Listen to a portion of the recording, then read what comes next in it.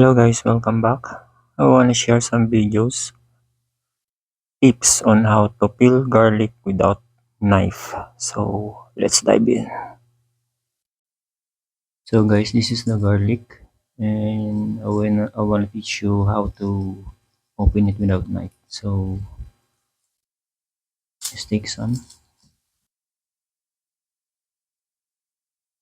put this on the top and put this on the bottom side of the garlic, then do this thing. Then go like this, and as you can see, I'm not losing anything. So this is it.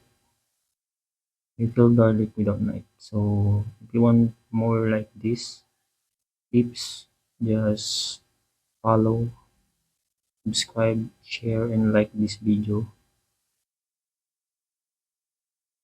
God bless.